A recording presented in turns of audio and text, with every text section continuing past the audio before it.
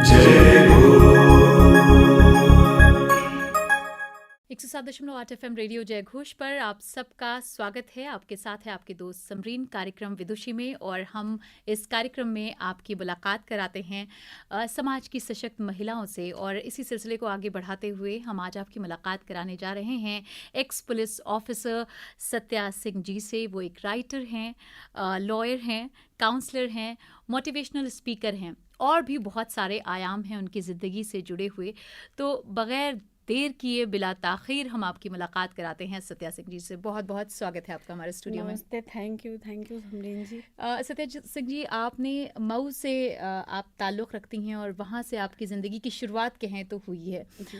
तो आपने सोचा था कि आपको जाना है पुलिस में, या फिर आपका इंटरेस्ट था? कैसे शुरुआत हुई? नहीं समरीन जी, हम लोग तो ऐसे गांव से थे, मऊ ज़िले में, पहले आजमगढ़ में था जी, कि वहाँ पे लड़कियों के स्कूल नहीं थे।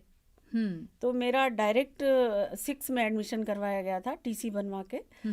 तो मैं 6 से पढ़ने के बाद फिर कोई जाता नहीं था।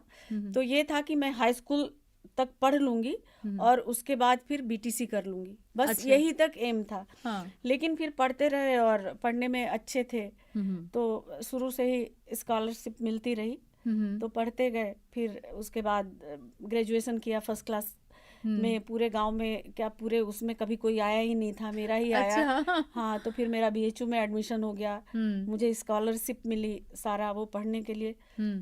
तो बस ऐसे आगे बढ़ते गए, शुरुआत हुई जी। ओके, तो कोई ऐसा क्षण या कोई ऐसा पल जो आपकी ज़िंदगी में जिसने मोटिवेट किया हो कि आपको एज अ पुलिस ऑफिसर, चूँकि बहुत सारी अब तो फीमेल शामिल हैं इस फील्ड में, लेकिन आप या चंद नाम हैं जो अलग से दिखाई पड़ते हैं, क्या कुछ अलग है? नहीं समरीन जी, ऐसा कुछ भी नहीं था। इसलिए कि जब मैं पुलिस की नौकरी में गई तो मुझे पुलिस के बारे में कुछ भी नहीं पता था। अच्छा। हम भी उसी माहौल में थे जहाँ पे कि कुछ गलत करता है, बच्चे डराते थे कि पुलिस पकड़ के ले जाएगी। लेकिन फिर हो गया सिलेक्शन, कई लोगों दिए थे, किसी का नहीं हुआ, मेरा हो गया। तो गए ट्रेनिंग में, लेकिन ट्रेनिंग इतनी टफ थी। अच्छा। इतनी टफ थी कि शुरू के तो 3-4 महीने ये लगा कि हम जिंदगी भर के लिए लंगड़े हो गए हैं। चल नहीं पाते थे, और घर आना होता तो हम ट्रेन पे नहीं चढ़ पाते थे। मतलब ये हाल हो गया था। हाँ। लेकिन तब 10,000 रुपये बॉन्ड भरा जाता था कि जो छोड़ेगा उसको देना पड़ेगा। और 10,000 रुपये बहुत बड़ी चीज होती थी तब, इसलिए कि 300 कुछ रुपए तब तनख्वाह थी एक सब इंस्पेक्टर की। अच्छा। तो मजबूरी में फिर करते गए फिर काफी मजबूती आई। 440 के चक्कर लड़कों के साथ लगाते थे। अच्छा। 1800 लड़के थे, और जिसमें कि केवल 9 लड़कियां थी। ओह गॉड। हम हाँ।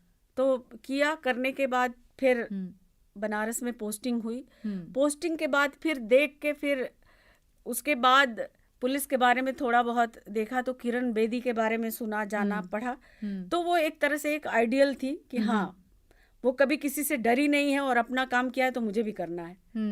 तो ये दिमाग में आया जॉब में आने के बाद। आप बहुत लंबे अरसे महिला प्रकोष्ठ में भी रही हैं। क्या है महिला प्रकोष्ठ, और इसकी क्या संकल्पना है और क्या भूमिका है? देखिए, महिला प्रकोष्ठ का मतलब ये था कि पहले कि महिलाएं जैसे थानों पे पुरुषों के बीच में जाना थोड़ा उनको बुरा लगता था, और वहाँ पे वो अपनी सारी बातें नहीं कह पाती थी। तो उसी के बिहाफ पे ये पहले महिला प्रकोष्ठ बना था 88 में। ये सुशीला रोहतगी जी थी, तो विक्रमादित्य मार्ग पे सीआईडी का ऑफिस था, उसी में एक बना था। तो जब वो बना था तो मेरी पोस्टिंग तभी हुई वहाँ पे। 88 में बना था, 89 में मैं वहाँ आ गई थी। तो वहाँ पे ये होता था कि महिलाएं जैसे जिनकी भी जो प्रॉब्लम होती थी वो आ जाती थी। प्लस और भी वो ये हुआ था कि वहाँ पे पहले महिलाओं का अलग से इन्वेस्टिगेशन नहीं होता था। अच्छा। बहुत सारी बातें होती थी जो कि महिलाएं नहीं कह सकती थी, उनके साथ होता था। तो वहाँ पे उस महिला प्रकोष्ठ में मैक्सिमम महिलाएं ही थी। अच्छा। तो जो उनकी बातें सुनती थी और उनके हिसाब से कार्रवाई करती थी। तो वहाँ पे फिर वो महिलाओं को, सारी महिलाएं थी, महिलाओं की इन्वेस्टिगेशन भी होती थी। महिलाएं अगर नहीं आ सकती थी तो महिलाएं वहाँ पे जाती भी थी, मतलब गाँव में और जहाँ से होता था।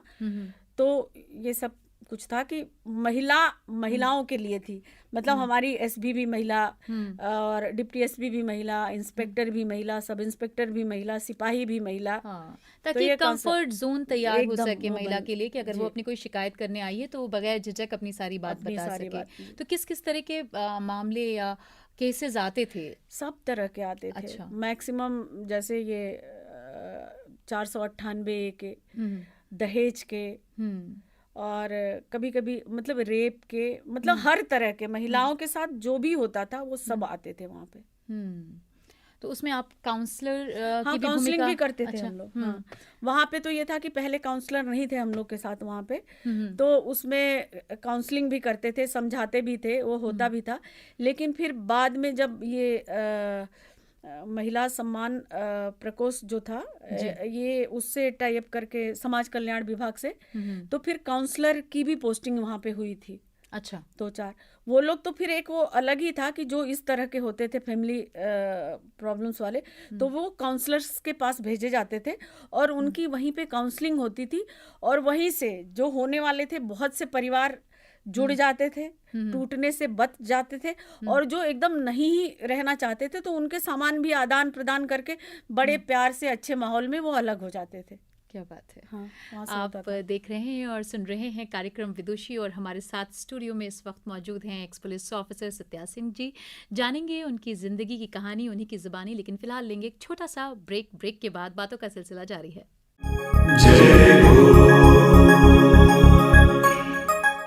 ब्रेक के बाद आप सबका स्वागत है और हम बात कर रहे हैं विदुषी में सत्या सिंह जी से। सत्या जी, ये तो हुआ एक्सपेक्ट आपकी जॉब का। अब हम अगर आपकी पर्सनल लाइफ पे आएँ तो आपकी ज़िंदगी में बहुत सारे आयाम हैं। मतलब आप लिखती भी हैं, आप लॉयर भी हैं, आप काउंसलर भी हैं, और आप मोटिवेशनल स्पीकर भी हैं। और आपकी अगर जॉब प्रोफाइल की बात की जाए तो वो इतनी हैक्टिक है कि कहते हैं कि आपको फैमिली के लिए वक्त नहीं मिलता, अपने लिए वक्त नहीं मिलता। तो सारी चीज़ें आप कैसे मैनेज करती थी? मैं मतलब सब चीज़ के लिए ये है कि हर काम में मैं ये सोचती हूँ कि मतलब अगर मैं कुछ करना चाहूँ तो सब चीज़ कर सकते हैं। विल पावर की हाँ, ज़रूरत विल है। पावर से। मैं कभी कभी ऐसा भी हुआ कि मैं बैडमिंटन खेलती थी, मैं बैडमिंटन प्लेयर भी रही हूँ, भूल गई थी जिस स्पोर्ट्स भी से भी ताल्लुक रहा है आपका। एकदम। और मैं 16 साल तक यूपी पुलिस में चैंपियन रही हूँ, ग्रेट। और पूरे इंडिया में मास्टर्स में मेरी मतलब मैं रनर अप रही हूँ, सेकंड पोजीशन रही है। क्या बात है।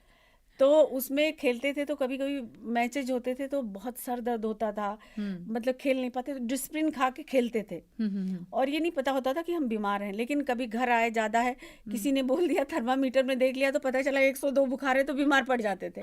तो ये होता है आपको कि नहीं पता होता था कि हाँ, नहीं आपको है कि फीवर है। हाँ, एकदम। तो यही होता है कि जैसे घर पे है, हमको सारा काम, कपड़े खुद धोने हैं, अपना काम खुद करना है, खाना बनाना है या कुछ भी करना है, कोई अल्टरनेट नहीं है, तो फिर हमको थकान नहीं लगती है। थकान तब लगती है कि जब हमको लगता है कि हम ये काम नहीं करेंगे तो वो तो कर ही लेगा, तो हमारी तबीयत खराब है, हमारे पेट में दर्द हो रहा है, हमारी ये हो रहा है। लेकिन हम किससे कहेंगे कि पेट में दर्द हो रहा है या क्या हो रहा है? करना खुद को है, तो कोई प्रॉब्लम नहीं है, फिर तो कोई तबीयत खराब नहीं, कुछ भी नहीं। हाँ।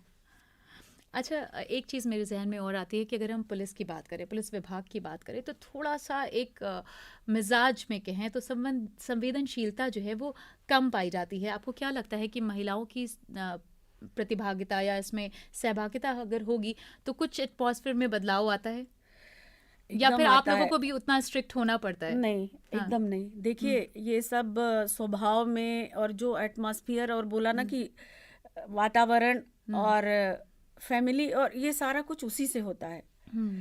जो कि मतलब मैं एकदम एग्रेसिव हो जाना या कुछ हो जाना, ऐसा ये अपने आप पे डिपेंड करता है। हम अपने आप को किस तरह से प्रोड्यूस करते हैं, और मुझे नहीं लगता है कि हम कोई चीज़ गुस्सा करके और वो करके, गुस्सा हम जितना अगले को करेंगे उतना ही वो मुझे भी इफेक्ट करेगा। तो अगर हम समझ रहे हैं तो मैं कोई नेगेटिविटी क्यों लूं? सच में। ठीक है। इसका एक पहलू ये भी है कि जब आप किसी पे गुस्सा कर रहे होते हो और मान लीजिए वो बड़ा पॉजिटिव है, वो बड़ा कंट्रोल्ड है और उसने वो गुस्सा नहीं लिया, मतलब वो नॉर्मल है, तो फिर आप ही जल रहे हैं, वो तो उसने तो एकदम, लिया ही इसलिए कि नहीं उस है। समय भी एक हार्मोन प्रोड्यूस होता आपके है अंदर हुआ, जो हाँ। मतलब हमारी एनर्जी को जो है जलाता है। एग्जैक्टली, तो हाँ। हम क्यों करें, हम हाँ। अगले को जितना भला कर सकते हैं प्यार से, हम्म। जितना, और मुझे नहीं लगता कि किसी को गाली दे के या मार के या पीट के हम वो करवा सकते हैं जो हम प्यार से करवा लेंगे। प्यार से हम सब करा सकते सब हैं, करा कहते नहीं सकते एक हैं जुमला है एकदम। कि प्यार से मांगोगे तो जान भी दे देंगे। कहते हैं ना कि एक चोर है, अगर हाँ, घर में अगर हाँ। चोरी से बचना है तो चाबी उसको दे दो ना, हाँ। उसी के पास चाबी दे दीजिए कि तुम देखो, तो क्या चोरी करेगा, क्या चोरी कर, सारा हिसाब बड़े अच्छे से रखेगा। बिल्कुल सही। आप लिखती भी हैं, मैं हाँ। चाहती हूँ कि कुछ आप हमारे दर्शकों को और श्रोताओं को सुनाएं।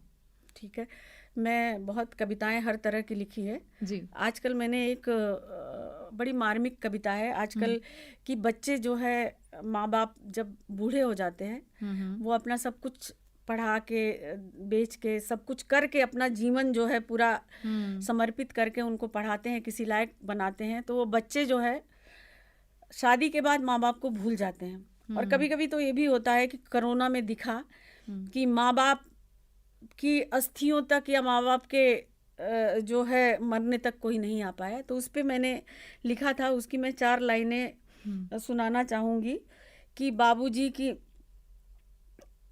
क्या है कि हर हाल में हम हक को जताने में लगे थे, जताने में लगे थे, एक बाबूजी जो घर को बनाने में लगे थे।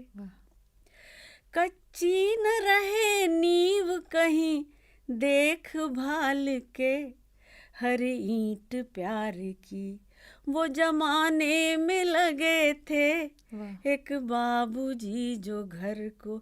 लास्ट लाइन है जो बहुत ही मार्मिक है कि उम्मीद उनकी टूटी, उम्मीद उनकी टूटी तो बाबू बिखर गए, उम्मीद उनकी टूटी तो बाबू बिखर गए, हम आते आते रह गए, बाबू गुजर गए, हम आते आते रह गए, बन के सहारा उनका रहना था जब हमें, हम अस्थियां गंगा में बहाने में लगे थे, एक बाबूजी जो घर को। बहुत ही सुंदर और मार्मिक और भावनात्मक मैं कहूँ अप्रोच है इसमें। और ये बात सच है कि जब हम अपनी ज़िंदगी में आगे बढ़ते हैं तो जो रिश्ते होते हैं वो कहीं हमसे छूट जाते हैं, और ये बहुत ही कड़वा सच है।